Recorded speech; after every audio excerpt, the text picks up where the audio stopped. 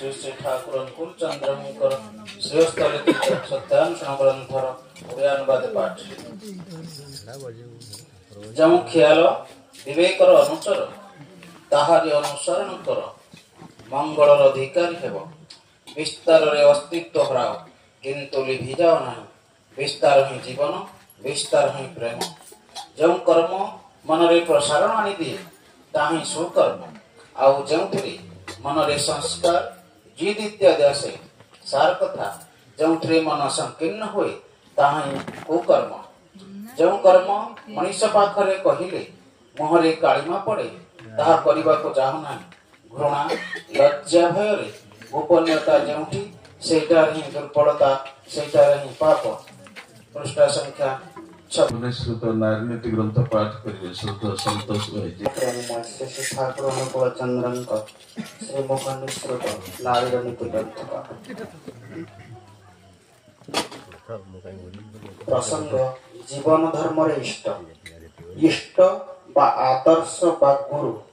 ताहाई बा से जहांको लक्ष्य करी अनुसरण करी मनुष्य जीवन जश और वृद्धि क्रमोन्नति लाभ करि पारे आउ आसक्ति बा भक्ति तांकठरे निबद्ध थिबारु पारिपार्श्विक जगत सेथिरे कोनोसी विक्षेप सृष्टि करी न पारि ज्ञान रे समृद्ध करी तोळे तेणु आदर्श बा गुरुंको ठारे ऐकांतिकता जीवन पक्षरे एते प्रयोजनीय अतएव धर्म साधनार प्रथम और प्रधान प्रयोजन ही हेउछि इष्ट आदर्श बा गुरु आउ धर्मशीला हेबाकु हेले ही दरकार तांको ठारे भक्ति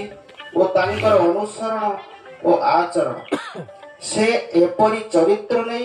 जहिरे एही भक्ति बा आसक्ति स्वामी और पारिवारिक समस्तଙ୍କ भितरे जेपरी एभली प्रेरणार सृष्टि करे जेउथिरे सेमाने एथिरे उद्बुद्ध और अनुप्राणित होई उठंती आउ एपरी हेले जाई तुमर सहधर्मित्व सार्थक हेबो देखिबो उज्जवल हेबो और उज्जवल करी तोलिबो। वाणी नंबर 87।